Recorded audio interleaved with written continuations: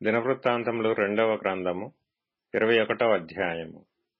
యెహోషాపాతు తన పితరులతో కూడా నిద్రించి తన పితరుల చెంతను దావీదు పురమందు పాతిపెట్టబడెను. అతని కుమారుడైన యెహోరాము అతనికి బదులుగా రాజాయెను. యెహోషాపాతు కుమారులైన అజర్యా, యెహీయేలు, జెకర్యా, అజర్యా, మిఖాయేలు, షెఫట్య అనువారు ఇతనికి సహోదరులు. వీరందరును ఇశ్రాయేలు రాజైన యెహోషాపాతు కుమారులు. వారి తండ్రి వెండి బంగారములను బహుమానములుగా ప్రశస్త వస్తువులనేకములను యూదాదేశములో ప్రాకారము గల పట్టణములను వారికిచ్చెను. అయితే యెహోరాము జ్యేష్ఠుడు గనుక అతనికి రాజ్యమును ఇచ్చెను.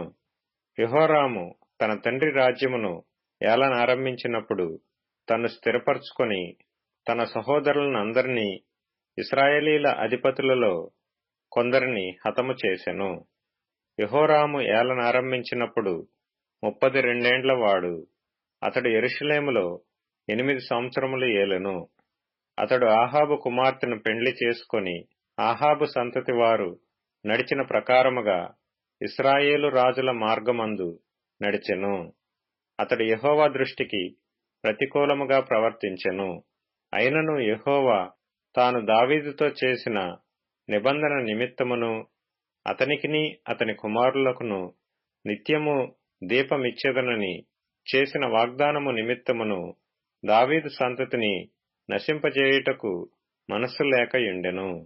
అతని దినములలో ఎదోమీయులు తిరగబడి యూదావారి అధికారము త్రోసివేసి తమకు ఒక రాజును చేసుకొనగా యెహోరాము తన చేతి క్రిందనున్న అధికారులను వెంటబెట్టుకొని తన రథములన్నిటితో బయలుదేరి రాత్రివేళ లేచి తన్ను చుట్టుకొనిన ఎదోమీయులను రథాధిపతులను హతము చేసెను.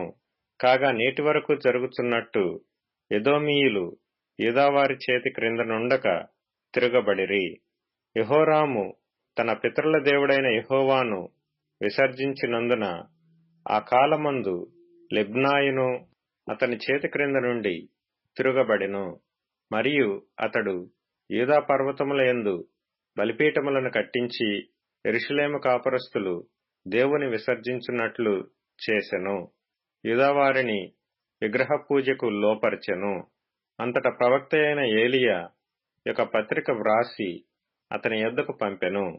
నీ పితరుడగు దావీదునకు దేవుడైన యెహోవా సెలవిచ్చినదేమనగా, నీవు నీ తండ్రి అయిన యెహోషాపాతు మార్గములందైనను యూదారాజైన ఆసా మార్గములందైనను నడువక ఇశ్రాయేలు రాజుల మార్గమందు నడచి ఆహాబు సంతతి వారు చేసిన వ్యభిచారముల చొప్పున యూదాను యెరూషలేము కాపురస్తులను వ్యభిచరింపజేసి నీకంటే యోగ్యులైన నీ తండ్రి సంతతి వారగు నీ సహోదరులను నీవు చంపియున్నావు.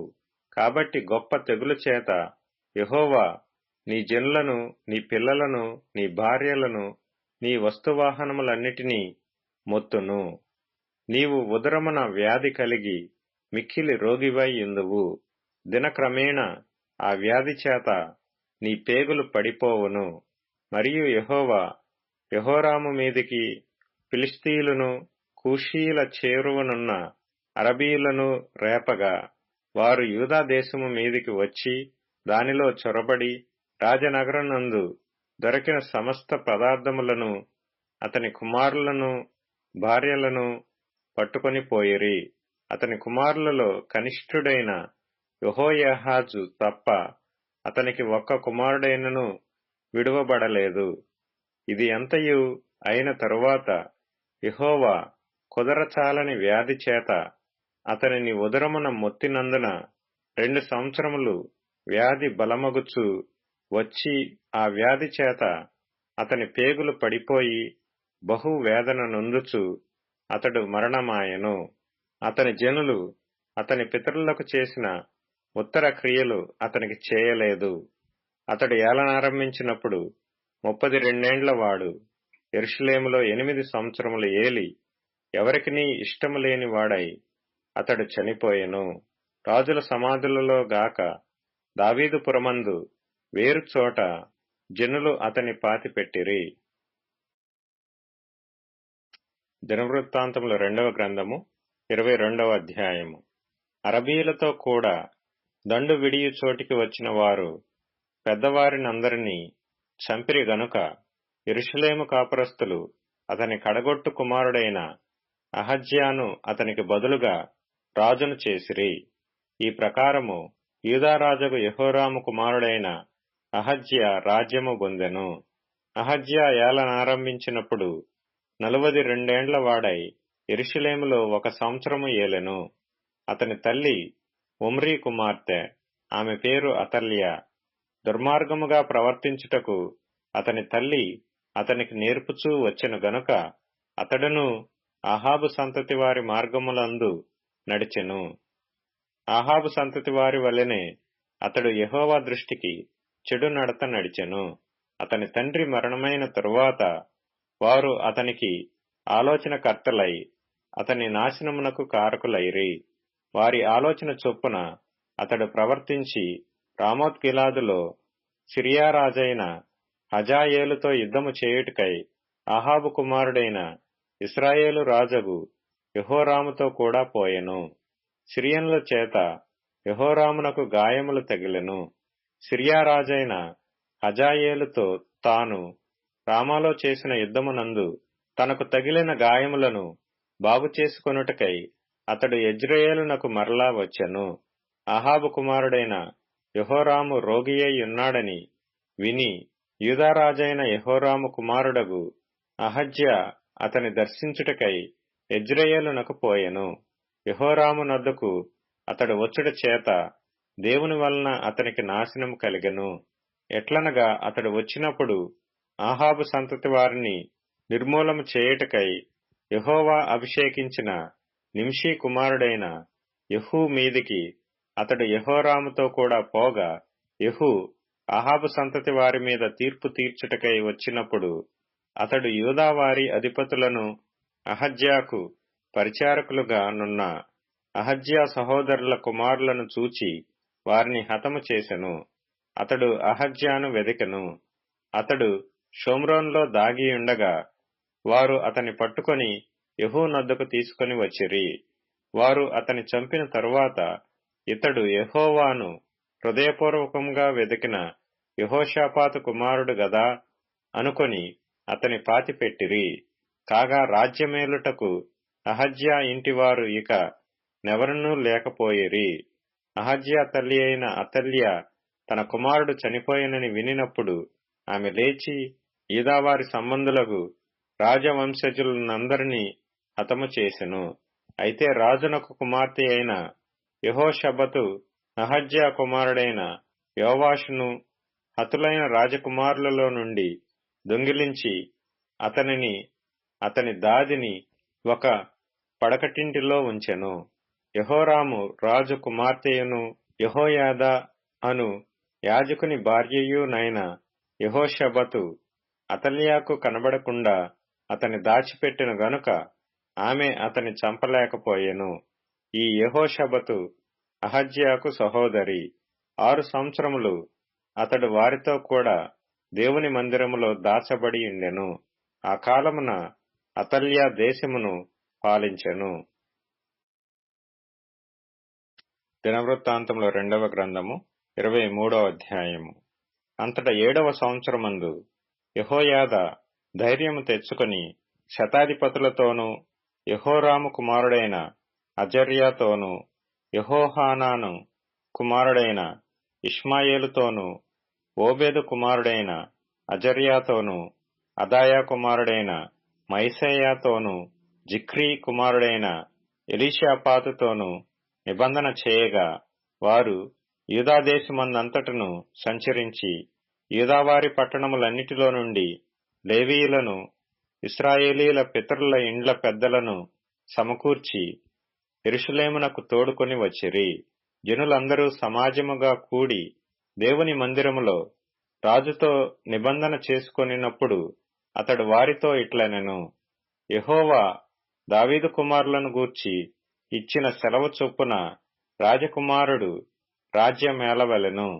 కాబట్టి మీరు చేయవలసినదేమనగా, మీలో యాజకులైన వారేమి, లేవీయులైన వారేమి విశ్రాంతి దినమున లోపల ప్రవేశించువారు 3 భాగములై, ఒక భాగము ద్వారపాలకులుగా ఉండవలెను, ఒక భాగము రాజనగరునొద్ద ఉండవలెను, ఒక భాగము పునాది గుమ్మమునొద్ద ఉండవలెను.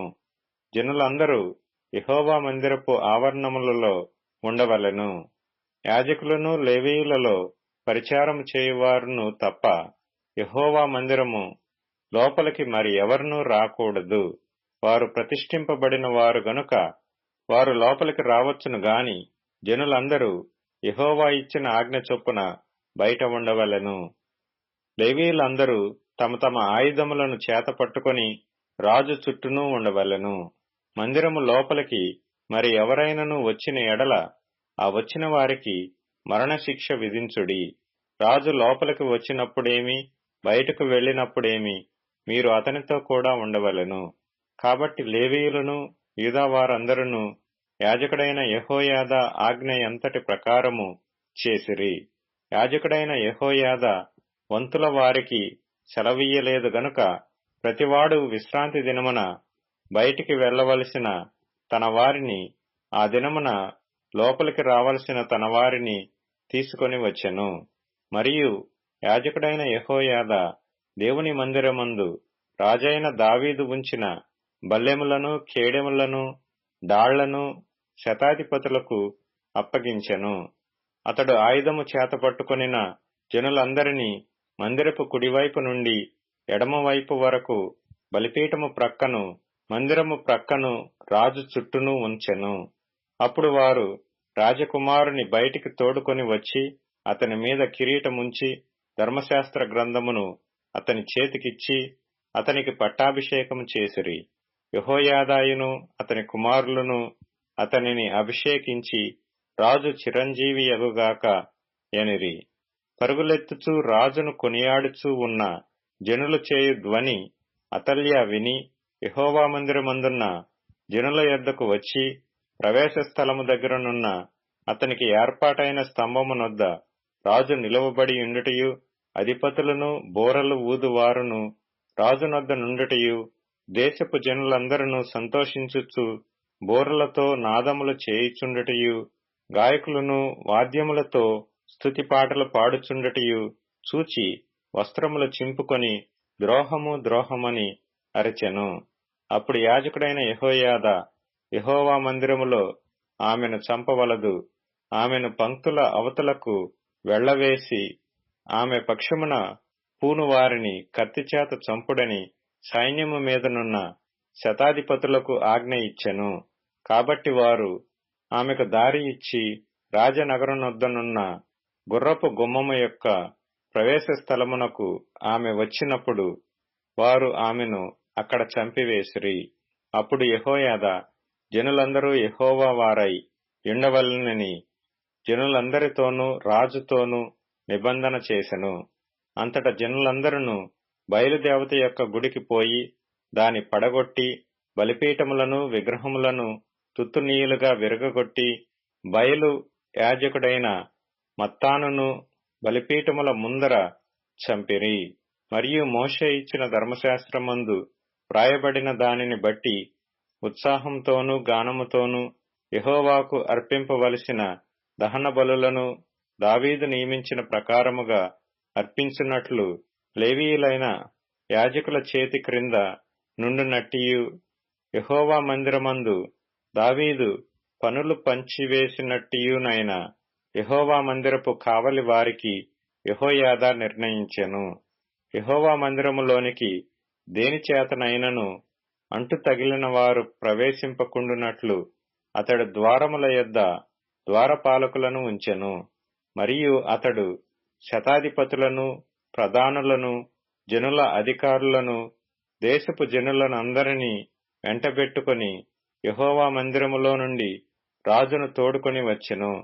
వారు ఎత్తైన ద్వారము గుండా రాజనగరు చొచ్చి రాజ్య సింహాసనము మీద రాజును ఆసీనుని చేయగా దేశ జనులందరూ సంతోషించిరి. వారు అతల్యాను చంపిన తరువాత పట్టణము నెమ్మదిగా ఉండెను.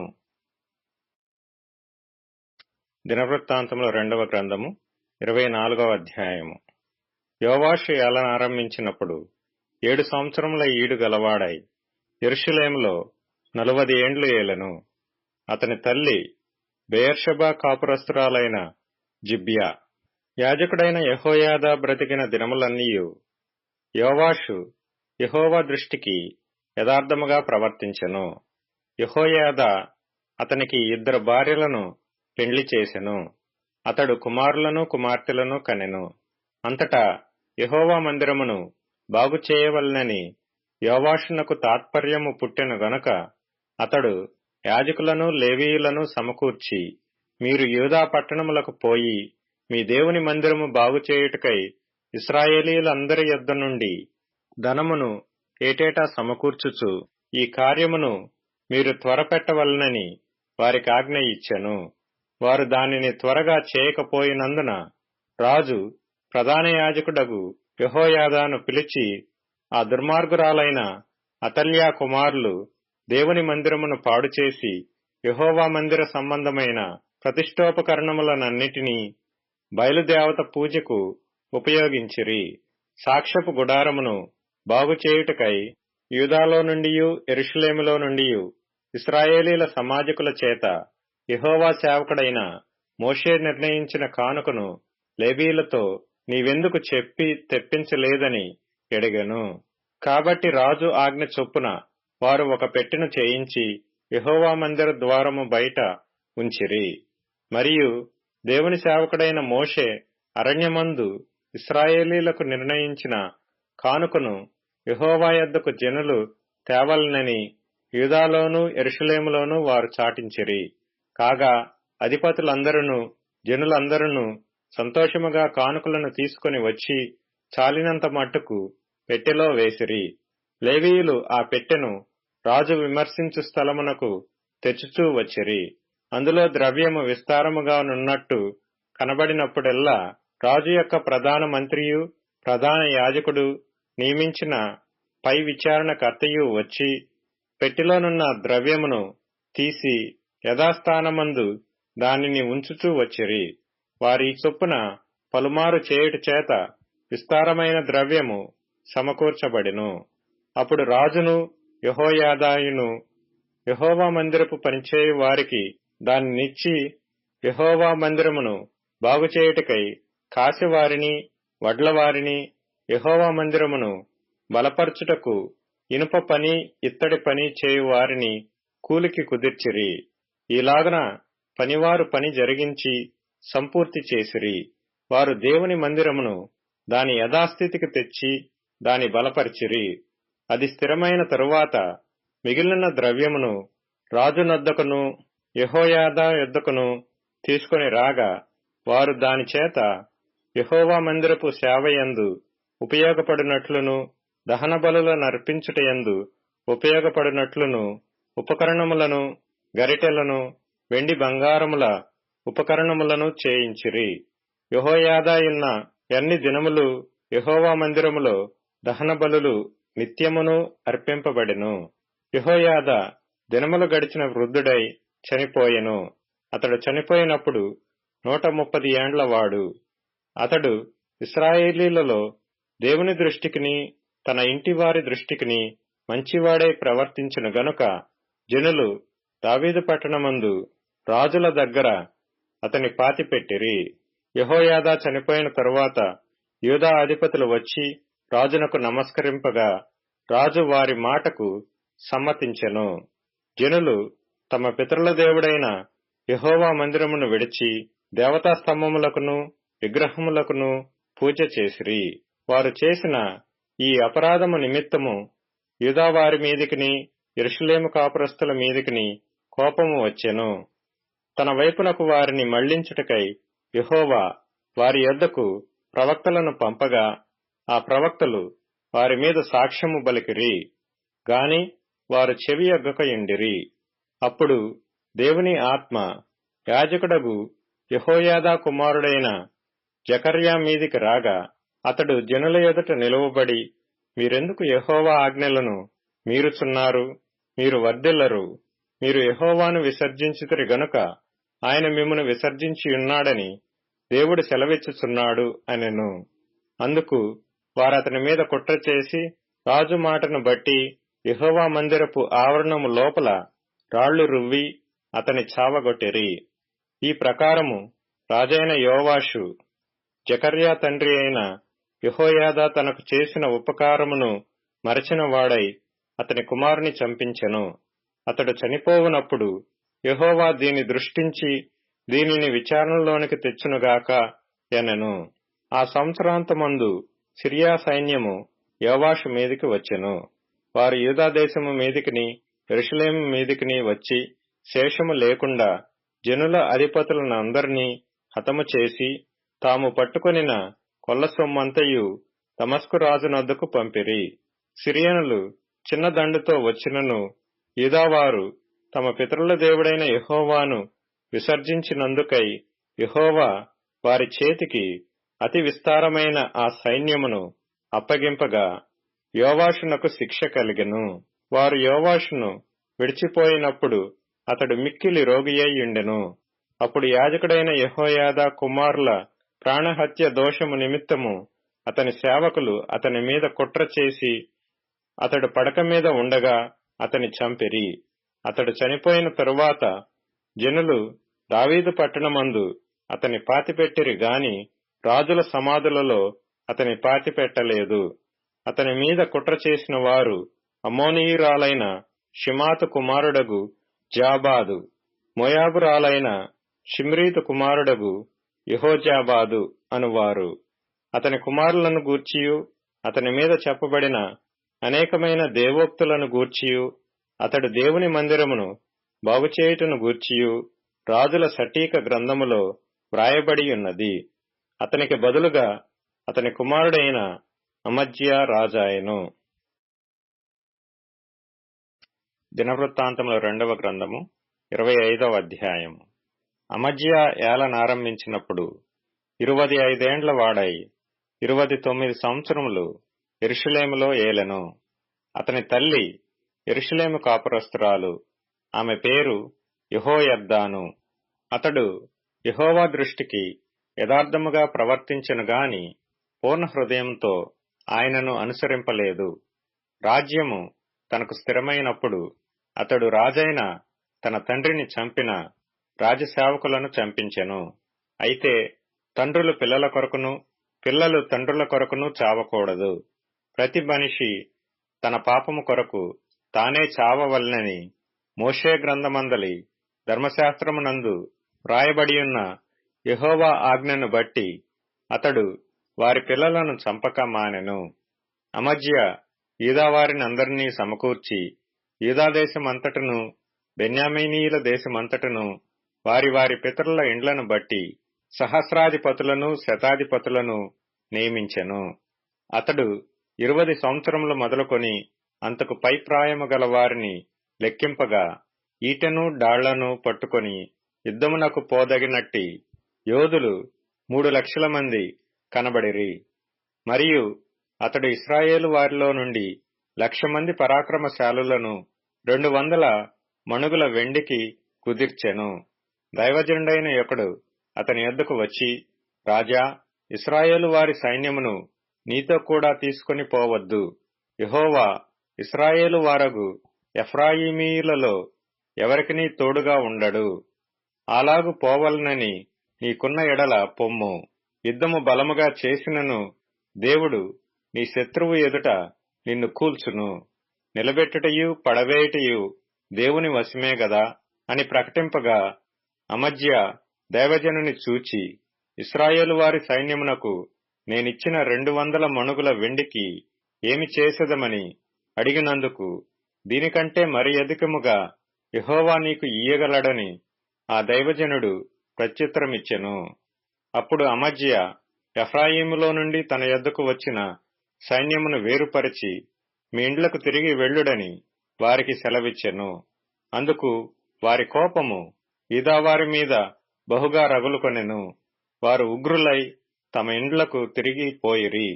అంతటా అమజ్యా ధైర్యము తెచ్చుకొని తన జనులతో కూడా బయలుదేరి ఉప్పు పల్లపు స్థలమునకు పోయి సేయీరు వారిలో 10,000 మందిని హతము చేసెను.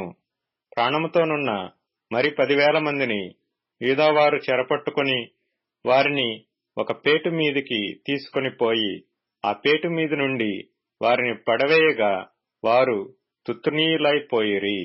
అయితే తనతో కూడా యుద్ధమునకు రావద్దని అమజ్యా తిరిగి పంపివేసిన సైనికులు షోమ్రోను మొదలుకొని బేత్ హోరోను వరకు ఉన్న యూదా పట్టణముల మీద పడి వారిలో 3,000 మందిని హతము చేసి విస్తారమైన కొల్ల సొమ్ము పట్టుకొని పోయిరి.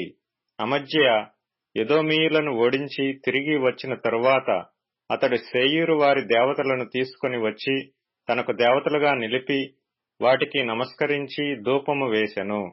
అందుకొరకు యెహోవా కోపము అమజ్యా మీద రగులుకొనెను. ఆయన అతని యొద్దకు ప్రవక్తను ఒకని పంపగా అతడు, నీ చేతిలో నుండి తమ జనులను విడిపింప శక్తి లేని దేవతల యొద్ద నీవెందుకు విచారణ చేయదు అని అమజ్యాతో ననెను. అతడు అమజ్యాతో మాట్లాడుచుండగా రాజు అతని చూచి, నీవు రాజు యొక్క ఆలోచనకర్తలలో ఒకడవైతివా?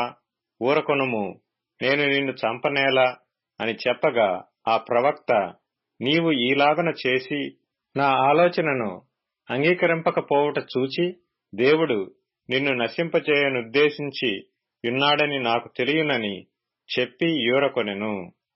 అప్పుడు యూదారాజైన అమజ్యా ఆలోచన చేసుకొని, రమ్ము, మనము ఒకరి ముఖమును ఒకరము చూచుకొందుమని యెహూకు పుట్టిన యెహోయాహాజు కుమారుడును ఇశ్రాయేలు రాజునైన యెహోయాషు నొద్దకు వర్తమానము పంపెను. కాగా ఇశ్రాయేలు రాజైన యెహోయాషు యూదారాజైన అమజ్యాకు ఈలాగు తిరుగా వర్తమానము పంపెను. నీ కుమార్తెను నా కుమారునికిమ్మని లెబానోనులోనున్న ముండ్ల చెట్టు, లెబానోనులోనున్న దేవదారు వృక్షమునకు వర్తమానము పంపగా, లెబానోనులో సంచరించు ఒక దుష్ట మృగము ఆ ముండ్ల చెట్టును త్రొక్కివేసెను.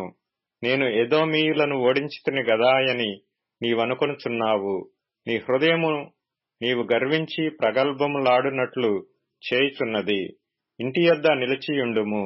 నీవు నా జోలికి వచ్చి కీడు తెచ్చుకొంట ఎందుకు? నీవును నీతో కూడా యూదావారును అపజయమొందుట ఎందుకు?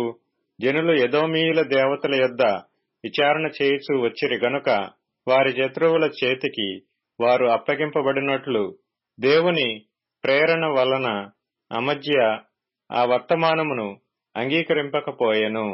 ఇశ్రాయేలు రాజైన యెహోయాషు బయలుదేరగా యూదాదేశమునకు చేరిన బెత్షెమెషులో అతడును యూదారాజైన అమజ్యాయును ఒకరి ముఖము ఒకరు చూచుకొనిరి. యూదావారు ఇశ్రాయేలు వారి ఎదుట నిలవలేక ఓడిపోగా ప్రతివాడును తన తన గుడారమునకు పారిపోయెను. అప్పుడు ఇశ్రాయేలు రాజైన యెహోయాషు యెహోయాహాజునకు పుట్టిన యోవాషు కుమారుడును యూదారాజునైన అమజ్యాను బెత్షెమెషులో పట్టుకొని యెరూషలేమునకు తీసుకుని వచ్చి యెరూషలేము ప్రాకారమును ఎఫ్రాయిము గుమ్మము మొదలుకొని మూల గుమ్మము వరకు 400 మూరల పొడుగున పడగొట్టెను.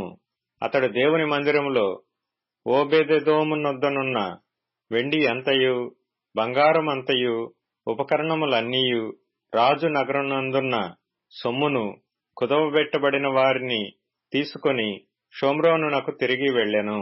ఇశ్రాయేలు రాజును యెహోయాహాజు కుమారుడునైన యెహోయాషు మరణమైన తరువాత యూదారాజును యోవాషు కుమారుడునైన అమజ్యా 15 సంవత్సరములు బ్రతికెను. అమజ్యా చేసిన ఇతర కార్యములు యూదా ఇశ్రాయేలు రాజుల గ్రంథమందు వ్రాయబడి ఉన్నవి.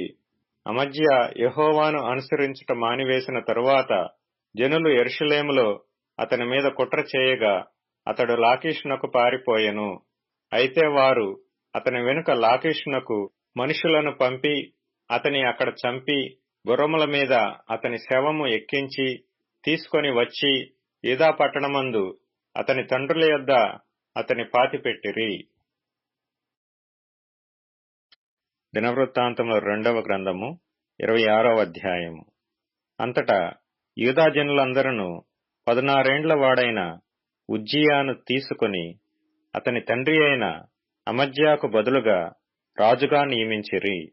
అతడు ఎలతను కట్టించి రాజగు తన తండ్రి అతని పితరులతో కూడా నిద్రించిన తరువాత అది యూదా వారికి తిరిగి వచ్చినట్లు చేసెను. ఉజ్జియా ఏలనారంభించినప్పుడు 16 వాడై యెరూషలేములో 52 సంవత్సరములు ఏలెను. అతని తల్లి యెరూషలేము కాపురస్తురాలు. ఆమె పేరు యెకొల్యా. అతడు తన తండ్రి అయిన అమజ్యా చర్య అంతటి ప్రకారము యెహోవా దృష్టికి యథార్థముగా ప్రవర్తించెను. దేవుని ప్రత్యక్షత విషయమందు తెలివి కలిగిన జకర్యా దినములలో అతడు దేవుని ఆశ్రయించెను. అతడు యెహోవాను ఆశ్రయించినంత కాలము దేవుడు అతని వర్ధిల్లజేసెను.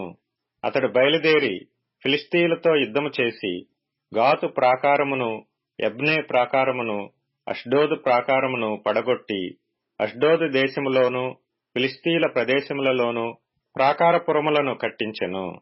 ఫిలిష్తీయులతోనూ గోర్బైలులో నివసించిన అరబీయులతోనూ మెహూనీయులతోనూ అతడు యుద్ధము చేయగా దేవుడు అతనికి సహాయము చేసెను. అమ్మోనీయులు ఉజ్జియాకు పన్నిచ్చువారైరి.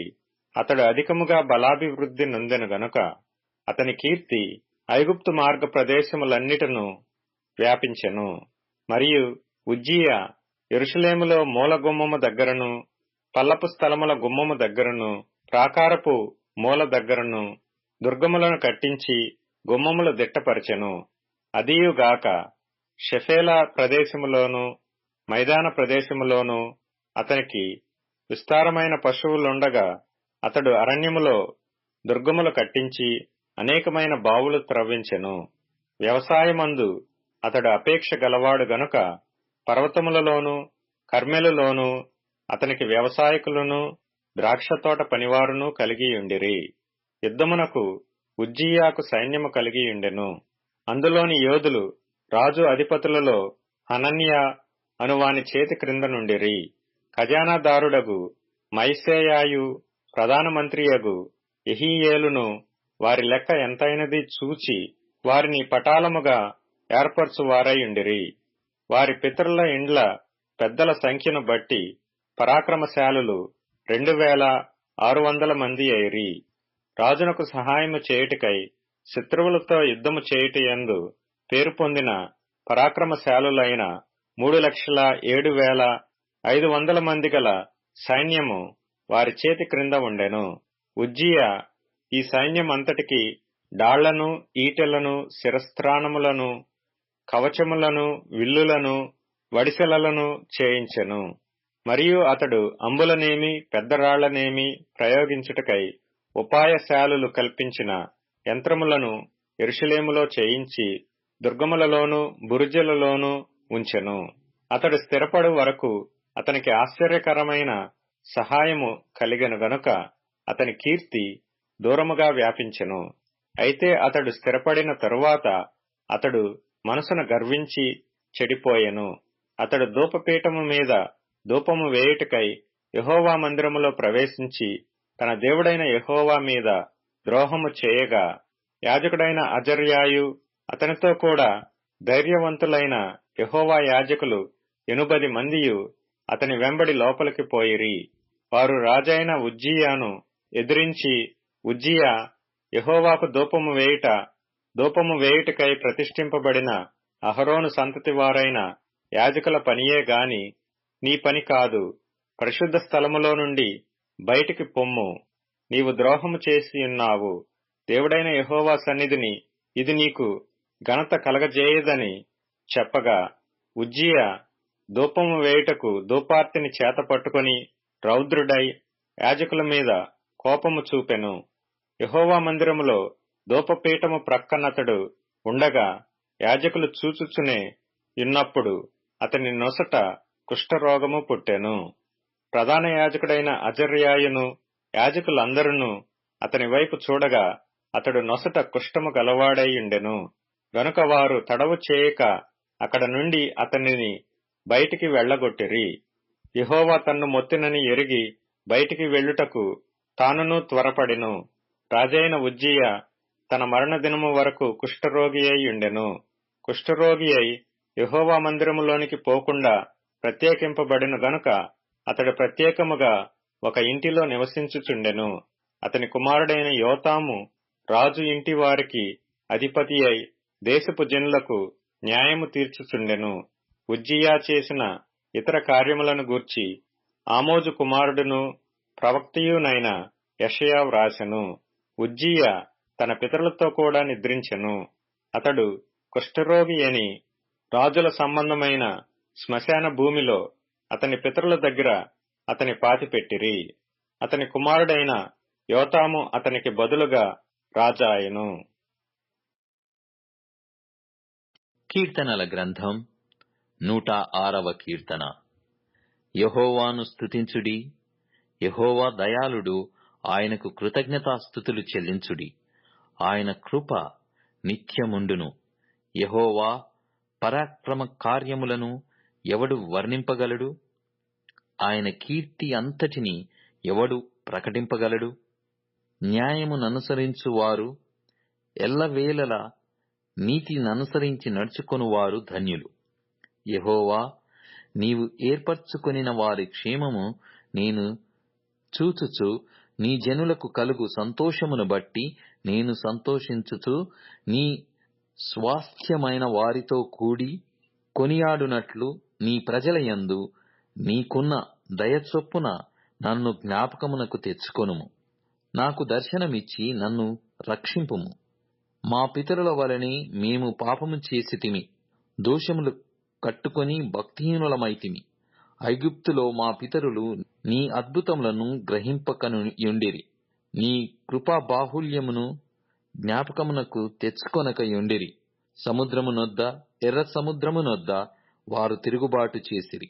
అయినను తన సహా పరాక్రమమునకు ప్రసిద్ధి చేయుటకై ఆయన తన నామమును బట్టి వారిని రక్షించెను. ఆయన ఎర్ర సముద్రమును గద్దింపగా అది ఆరిపోయెను.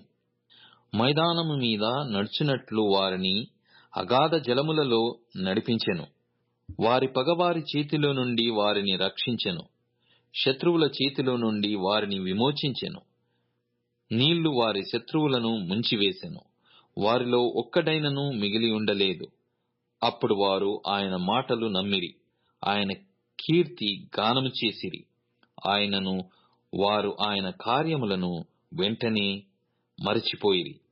ఆయన ఆలోచన కొరకు కనిపెట్టుకొనకపోయిరి. అరణ్యములో వారు బహుగా ఆశించిరి, ఎడారిలో దేవుని శోధించిరి. వారు కోరినది ఆయన వారికిచ్చెను. అయినను వారి ప్రాణములకు ఆయన క్షీణత కలగజేసెను. వారు తమ దండు పాలెములో మోషేయందును యెహోవాకు ప్రతిష్ఠుడైన అహరోను నందును అసూయపడిరి. భూమి నెర విడిచి దాతానును మ్రింగెను. అది అబీరాము గుంపును కప్పివేసెను. వారి సంఘములో అగ్ని రగిలెను. దాని మంట భక్తిహీనులను కాల్చివేసెను. హోరేబులో వారు దూడను చేయించుకొనిరి. పోతపోసిన విగ్రహమునకు నమస్కారము చేసిరి. తమ మహిమాస్పదమును గడ్డిమేయు ఎద్దు రూపమునకు మార్చిరి. ఐగుప్తులో గొప్ప కార్యములను, మహాదేశములో ఆశ్చర్య కార్యములను, ఎర్ర సముద్రమునొద్ద భయము పుట్టించు క్రియలను చేసిన తమ రక్షకుడైన దేవుని మరచిపోయిరి. అప్పుడు ఆయన, నేను వారిని నశింపజేసేదను అనెను. అయితే ఆయన వారిని నశింపజేయకుండునట్లు ఆయన కోపము చల్లార్చుటకై ఆయన ఏర్పరచుకొనిన మోషే ఆయన సన్నిధిని నిలిచి అడ్డపడెను. వారు రమ్యమైన దేశమును నిరాకరించిరి. ఆయన మాట నమ్మకపోయిరి. యెహోవా మాట ఆలకింపక వారు తమ గుడారములో సనుగుకొనిరి. అప్పుడు అరణ్యములో వారిని కూలచేయుటకును, అన్యజనులలో వారి సంతానమును కూల్చుటకును, దేశములో వారిని చెదరగొట్టుటకును ఆయన వారి మీద చెయ్యి ఎత్తెను. మరియు వారు బయల్పెయోరును హత్తుకొని చచ్చిన వారికి అర్పించిన బలిమాంసమును భుజించిరి. వారు తమ క్రియల చేత ఆయనకు కోపము పుట్టించగా వారిలో తెగులు రేగెను. ఫినెహాసు లేచి పరిహారము చేయగా ఆ తెగులు ఆగిపోయెను. నిత్యము తరములన్నిటను అతనికి ఆ పని నీతిగా ఎంచబడెను. మెరీబా జలము యొద్ద వారు ఆయనకు కోపము పుట్టించిరి. కావున వారి మూలముగా మోషేకు బాధ కలిగెను. ఎట్లనగా వారు అతని మీద తిరుగుబాటు చేయగా అతడు తన పెదవులతో కాని మాట పలికెను. యెహోవా వారికి ఆజ్ఞాపించినట్లు వారు అన్యజనులను నాశనము చేయకపోయిరి. అన్యజనులతో సహవాసము చేసి వారి క్రియలు నేర్చుకొనిరి. వారి విగ్రహములకు పూజ చేసిరి. అవి వారికి ఉరి ఆయను. మరియు వారు తమ కుమారులను తమ కుమార్తెలను దయ్యములకు బలిగా అర్పించిరి. నిరపరాధ రక్తము అనగా తన కుమారుల రక్తము తమ కుమార్తెల రక్తము ఒలికించిరి. కనాను దేశపు వారి బొమ్మలకు వారిని బలిగా అర్పించిరి. ఆ రక్తము వలన దేశము అపవిత్రమాయెను. తమ క్రియల వలన వారు అపవిత్రులైరి. తమ నడవడిలో వ్యభిచరించిన వారిరైరి. కావున యెహోవా కోపము ఆయన ప్రజల మీద రగులుకొనెను. ఆయన తన స్వాస్థ్యమందు అసహ్యపడెను. ఆయన వారిని అన్యజనుల చేతికి అప్పగించెను. వారి పగవారు వారిని ఏలుచుండిరి. వారి శత్రువులు వారిని బాధపెట్టిరి. వారు శత్రువుల చేతి క్రింద అనపబడిరి. అనేక పర్యాయములు ఆయన వారిని విడిపించెను. అయినను వారు తమ ఆలోచనను అనుసరించి తిరుగుబాటు చేయుచూ వచ్చిరి. తమ దోషము చేత హీనదశ నొందిరి. అయినను వారి రోదనము తనకు వినబడగా వారికి కలిగిన శ్రమను ఆయన చూచెను. వారిని తలంచుకొని ఆయన తన నిబంధనను జ్ఞాపకము చేసుకొనెను. తన కృప బాహుల్యమును బట్టి వారిని కరుణించెను. వారిని చెరగొనిపోయిన వారికందరికీ వారి ఎడల కనికరము పుట్టించెను. యెహోవా మా దేవా, మమ్మును రక్షింపుము. మేము నీ పరిశుద్ధ నామమునకు కృతజ్ఞతాస్తుతులు చెల్లించునట్లును నిన్ను స్తుతించుచు మేమతిశయించునట్లును అన్యజనులలో నుండి మమ్మను పోగు చేయుము. ఇశ్రాయేలుల దేవుడైన యెహోవా యుగములన్నిటను స్తుతినొందునుగాక. ప్రజలందరూ ఆమేన్ అందురుగాక. యెహోవాను స్తుతించుడి. అపోస్తలుల కార్యములు 24వ అధ్యాయము. 5 దినములైన తరువాత ప్రధాన యాజకుడైన అననీయయు కొందరు పెద్దలను తెర్తుల్లు అను ఒక న్యాయవాదియు కైసరయకు వచ్చి పౌలు మీద తెచ్చిన ఫిర్యాదు అధిపతికి తెలియజేసిరి. పౌలు రప్పింపబడినప్పుడు తెర్తుల్లు అతని మీద నేరము మోప నారంభించి ఇట్లనెను: మహాఘనత వహించిన ఫేలిక్సా, మేము తమ వలన ఎంతో నెమ్మది అనుభవించుచున్నామనియు ఈ దేశ జనమునకు సంభవించిన అనేకమైన కీడులు తమ పరామర్శ చేత దిద్దుబాటవుచున్నవనియు ఒప్పుకొని మేము సకల విధములను సకల స్థలములలోనూ పూర్ణ కృతజ్ఞతతో అంగీకరించుచున్నాము. నేను తమకు ఎక్కువ ఆయాసము కలుగజేయకుండా మేము క్లుప్తముగా చెప్పుకొను దానిని తమరు ఎప్పటి వలె శాంతముగా వినవలెనని వేడుకొనుచున్నాను. ఈ మనుష్యుడు పీడ వంటి వాడును, భూలోకమందున్న సకలమైన యూదులను కలహమునకు రేపువాడును, నజరేయుల మతభేదమునకు నాయకుడునై ఉన్నట్టు మేము కనుగొంటిమి. మరియు ఇతడు దేవాలయమును అపవిత్రము చేయుటకు యత్నపడెను గనుక మేము అతని పట్టుకొంటిమి. తమరు విమర్శించిన ఎడల మేము ఇతని మీద మోపుచున్న నేరములన్నీ తమకే తెలియవచ్చునని చెప్పెను. యూదులందుకు సమ్మతించి ఈ మాటలు నిజమే అని చెప్పిరి. అప్పుడు అధిపతి మాటలాడుమని పౌలునకు సైగ చేయగా అతడిట్లనెను: తమరు బహు సంవత్సరముల నుండి ఈ జనమునకు న్యాయాధిపతులై ఉన్నారని ఎరిగి నేను ధైర్యముతో సమాధానము చెప్పుకొనుచున్నాను. యెరూషలేములో ఆరాధించుటకు నేను వెళ్ళిన నాట నుండి 12 దినములు మాత్రమే అయినదని తమరు విచారించి తెలుసుకొనవచ్చును. దేవాలయంలోనేమి, సమాజ మందిరములలోనేమి, పట్టణములోనేమి నేను ఎవనితోనూ తర్కించుటయైనను జనులను గుమికూర్చుటయైనను వారు చూడలేదు. మరియు వారు ఇప్పుడు నా మీద మోపు నేరములను తమరికి రుజువుపరచలేరు.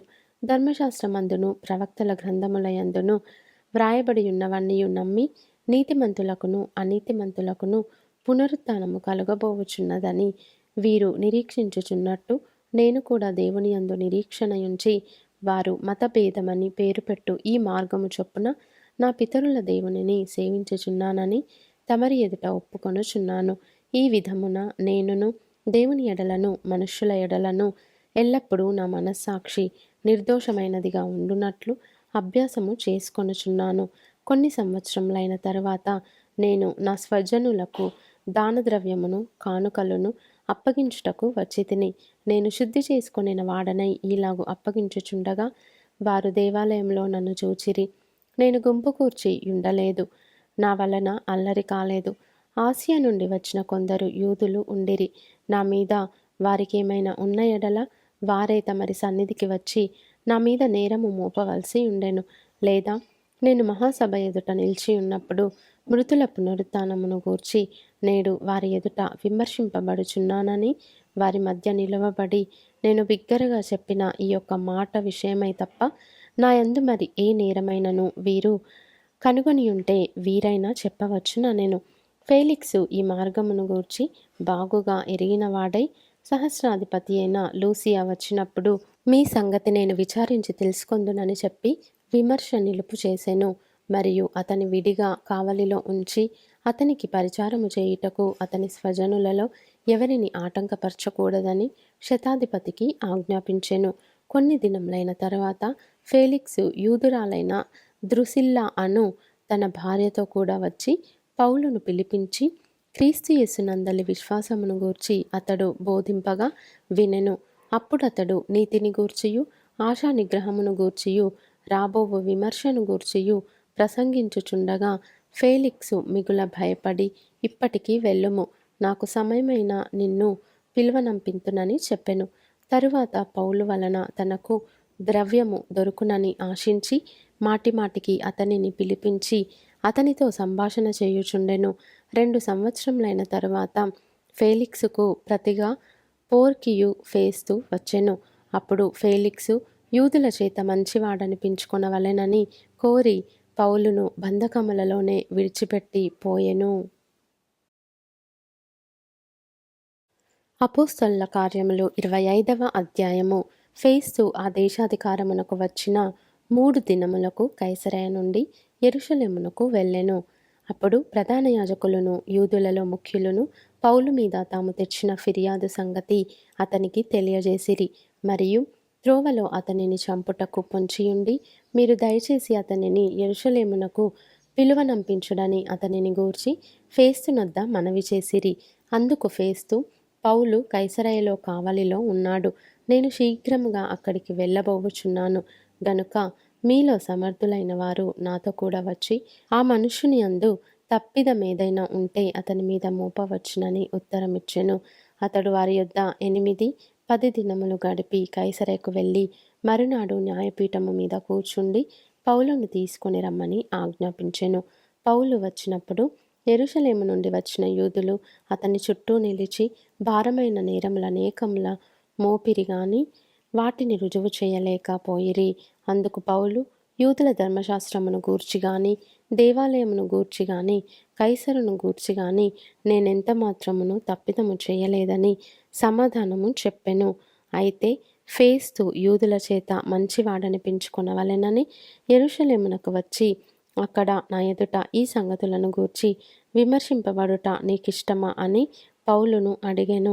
అందుకు పౌలు, కైసరు న్యాయపీఠం ఎదుట నిలవబడి ఉన్నాను, నేను విమర్శింపబడవలసిన స్థలమిదే, యూదులకు నేను అన్యాయమేమీ చేయలేదని తమరికి బాగుగా తెలియను. నేను న్యాయము తప్పి మరణమునకు తగినదేదైనను చేసిన ఎడల మరణమునకు వెనుక తీయను. వీరు నా మీద మోపుచున్న నేరములలో ఏదియు నిజము కాని ఎడల నన్ను వారికి అప్పగించుటకు ఎవరి తరము కాదు, కైసరు ఎదుటనే చెప్పుకొందుననెను. అప్పుడు ఫేస్తు తన సభవారితో ఆలోచన చేసిన తరువాత, కైసరు ఎదుట చెప్పుకొందునంటివే, కైసరునొద్దకే పోవుదువని ఉత్తరమిచ్చెను. కొన్ని దినములైన తరువాత రాజైన అగ్రిప్పయు బెర్నీకేయు ఫేస్తు దర్శనము చేసుకొనుటకు కైసరయకు వచ్చిరి.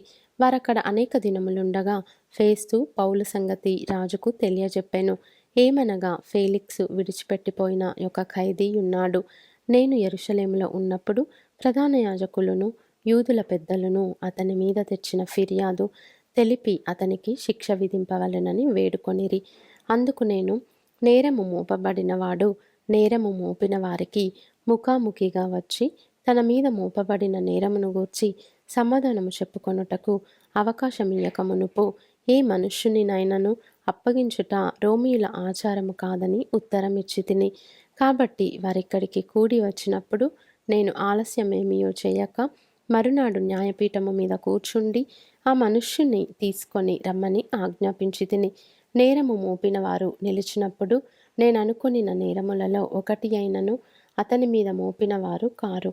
అయితే తమ మతమును గూర్చియు చనిపోయిన యేసు అను ఒకని గూర్చియు ఇతనితో వారికి కొన్ని వివాదములున్నట్టు కనబడెను. ఆ యేసు బ్రతికియున్నాడని పౌలు చెప్పెను. నేనట్టి వాదముల విషయమై ఏలాగున విచారింపవలెనో ఏమీయు తోచక యెరూషలేమునకు వెళ్ళి అక్కడ వీటిని గూర్చి విమర్శింపబడుటకు అతనికిష్టమవునేమో అని అడిగి తిని. అయితే పౌలు చక్రవర్తి విమర్శకు తన్ను నిలిపి ఉంచవలెనని చెప్పుకొనినందున నేనతనిని కైసరునొద్దకు పంపించు వరకు నిలిపి ఉంచవలెనని ఆజ్ఞాపించి తిననెను. అందుకు అగ్రిప్ప, ఆ మనుష్యుడు చెప్పుకొనినది నేనును వినగోరుచున్నానని ఫేస్తుతో అనగా అతడు రేపు వినవచ్చునని చెప్పెను. కాబట్టి మరునాడు అగ్రిప్పయు బెర్నీకేయు మిక్కిలి ఆడంబరముతో వచ్చి సహస్రాధిపతులతోనూ పట్టణమందలి ప్రముఖులతోనూ అధికార మందిరములో ప్రవేశించిన తరువాత ఫేస్తు ఆజ్ఞ ఇయ్యగా పౌలు తేబడెను. అప్పుడు ఫేస్తు, అగ్రిప్పరాజా, ఇక్కడ మాతో ఉన్న సమస్త జనులారా, మీరు ఈ మనుష్యుని చూచుచున్నారు. యెరూషలేములోను ఇక్కడను యూదులందరూ వీడు ఇక బ్రతుక తగడని కేకలు వేయుచు అతని మీద నాతో మనవి చేసుకొనిరి. ఇతడు మరణమునకు తగినది ఏమీయూ చేయలేదని నేను గ్రహించి ఇతడు చక్రవర్తి ఎదుట చెప్పుకొందునని అనినందున ఇతని పంప నిశ్చయించి ఉన్నాను. ఇతని గూర్చి మన ఏలిన వారి పేర వ్రాయుటకు నాకు నిశ్చయమైనది ఏమీయూ కనబడలేదు గనుక విచారణ అయిన తరువాత వ్రాయుటకు ఏమైనను నాకు దొరకవచ్చునని మీ అందరి ఎదుటికిని అగ్రిప్పరాజా, ముఖ్యముగా మీ ఎదుటికిని ఇతని రప్పించి ఉన్నాను. ఖైదీ మీద మోపబడిన నేరములను వివరింపకుండా అతని పంపుట యుక్తము కాదని నాకు తోచుచున్నదని చెప్పెను.